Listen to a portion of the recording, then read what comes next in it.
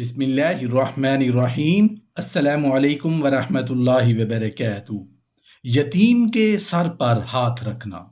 وہ انسان ہے جو ابھی سن بلوغ کو نہ پہنچا ہو کہ اس کے والد کا انتقال ہو گیا، پھر وہ اس بے رحم زمانہ کے ہاتھوں ہر طرح کی شفقت اور مہربانی سے محروم ہو گیا۔ کوئی اس کا پرسان حال نہ ہو جو اس کے ساتھ حسن سلوک کرے گا۔ رب تعالی اور اس کے پیغمبر کی نگاہوں میں بڑا عزیز اور محبوب ہوگا۔ قرآن کریم اور احادیث شریفہ میں یتیم کے ساتھ حسن سلوک کی بڑی تاکید آئی ہے کہ کسی انسان کا یہ فعل رحمت و برکت خداوندی کے اترنے کا ایک بڑا اور قوی سبب اور ذریعہ ہے۔ ارشاد باری تعالی ہے، تو تم بھی یتیم پر ستم نہ کرنا۔ یتیم کے ساتھ حسن سلوک کو ایک حدیث ہے کہ جس کا مفہوم اس طرح ہے کہ نبی کریم صلی اللہ علیہ وآلہ وسلم نے حاجت براری کا ذریعہ قرار دیا ہے۔ ایک شخص نے دل کی سختی کی شکایت کی تو نبی کریم صلی اللہ علیہ وآلہ وسلم نے فرمایا، کیا تم چاہتے ہو کہ تیرا دل نرم ہو اور تیری حاجت پوری ہو؟ اس نے عرض کیا، جی ہاں۔ تو آپ صلی اللہ علیہ وآلہ وسلم نے فرمایا، تو پھر یتیم پر رحم کرو، اس کے سر پر ہاتھ پھیرو، اس کو اپنے کھانے میں کھلاؤ، تیرا دل نرم ہوگا اور تیری حاجت پوری ہوگی۔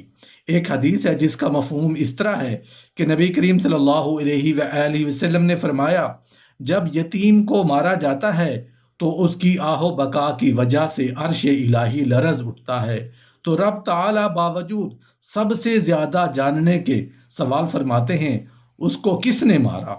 جس کے باپ کو میں نے قبر کی مٹی میں چھپا دیا ہے۔ تو فرشتے کہتے ہیں، ہمیں اس کی کچھ خبر نہیں۔ تو رب تعالیٰ ارشاد فرماتے ہیں، میں تمہیں اس بات کا گواہ بناتا ہوں کہ جس نے یتیم کو راضی کیا، میں اس کو اپنے پاس کی خصوصی نعمتوں سے راضی کروں گا۔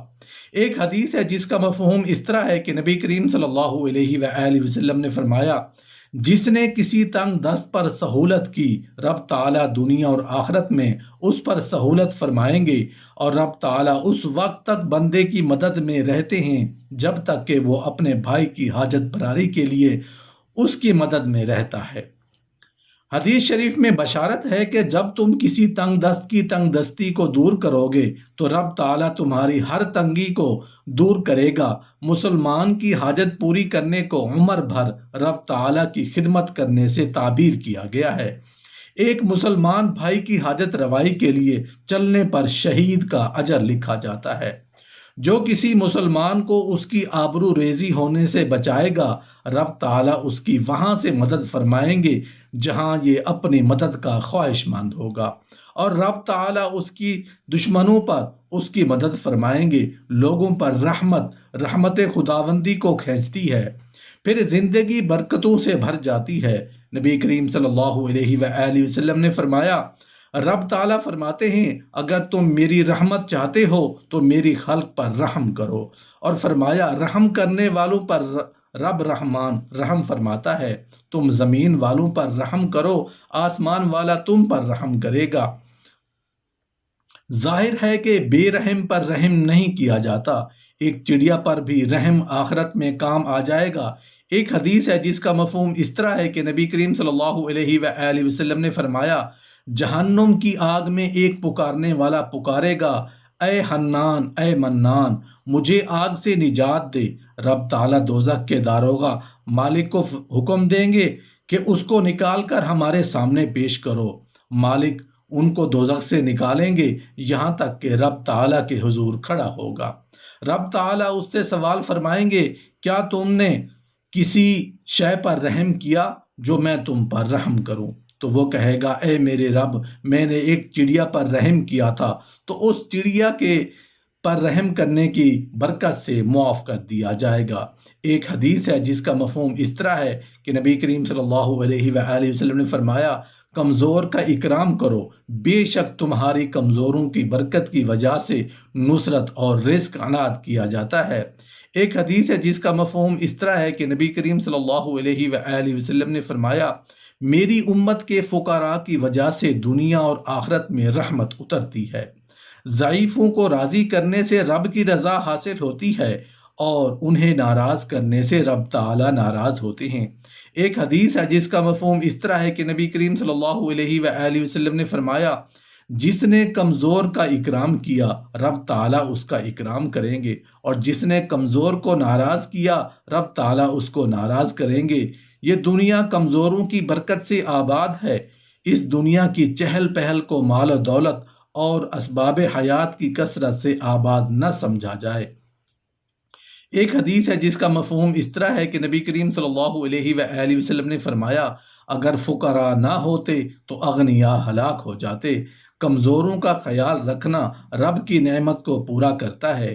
ایک روایت میں ہے کہ رب تعالیٰ نے حضرت موسیٰ علیہ السلام سے کلام کرتے ہوئے فرمایا، جب مالدار فقراء کو، وسعت و کشائش والے تنگ دستوں کو اور عافیت والے مصیبت زدوں کو یاد رکھتے ہیں تو میں ان پر اپنی نعمت پوری کر دیتا ہوں۔ حضرت موسیٰ علیہ السلام نے عرض کیا، یا پروردگار، میں آپ کو کہاں ڈھونڈوں؟ فرمایا، ان مساکین کے پاس جن کے دل میں میری وجہ سے ٹوٹے رہتے ہیں۔ مساکین سے رحمت خداوندی کبھی جدا نہیں ہوتی، ان کی ہم نشینی دوسروں کو بھی مورد رحمت بنا دیتی ہے۔ ان کی برکت سے رب کا رزق زمین پر پھیلایا جاتا ہے۔ غرباء اور مساکین کی فضیلت اور ان کی برکت کے لیے یہی بات بس ہے۔ نبی کریم صلی اللہ علیہ وآلہ وسلم نے اپنی ذات اقدس صلی اللہ علیہ وآلہ وسلم کے لیے اس طبقہ کو پسند فرمایا ہے، دنیا میں بھی آخرت میں بھی، اور انہی کے ساتھ جینے مرنے کو پسند فرمایا۔ نبی کریم صلی اللہ علیہ وآلہ وسلم کا ارشاد مبارک ہے، اے اللہ، مجھے مسکین بنا کر زندہ رکھ اور مجھے مسکینی میں موت دے، اور میرا روز قیامت زمرہ مساکین میں حشر فرما۔ نبی کریم صلی اللہ علیہ وآلہ وسلم نے محتاج طبقہ کی خبر گیری، ہمدردی، معاونت کی بڑی تاکید و تلقین فرمائی، اور اس کو اعلیٰ درجہ کی نیکی قرار دے کر اس پر بڑے بڑے انعامات خداوندی کے ملنے کی بشارت سنائی ہے، اور اس گھر کو رحمتوں کا گہوارہ بتلایا جس میں ایک یتیم کے ساتھ حسن سلوک ہو رہا ہو۔ اپنے کھانے پینے میں یتیم کو شریک کرنے پر جنت کی ضمانت کی بشارت ہے۔ یتیم کے سر پر ہاتھ پھیرنے سے جتنے بال اس کے ہاتھ کے نیچے آ جائیں گے، ہر بال کے بدلہ میں ایک نیکی ملے گی، ایک خطا مٹا دی جائے گی اور ایک درجہ بلند کیا جائے گا۔ اور جس گھر میں یتیم کے ساتھ بد سلوکی ہوتی ہو وہ بدترین گھر ہے۔ حضرت ابراہیم علیہ السلام فرماتے ہیں، یتیم کا حکم تیرے بیٹے کے حکم کی طرح ہے۔ علماء کرام نے یتیم کے ساتھ بد سلوکی، اس کے مال کو کھا جانے کو کبیرہ گناہوں میں شمار کیا ہے۔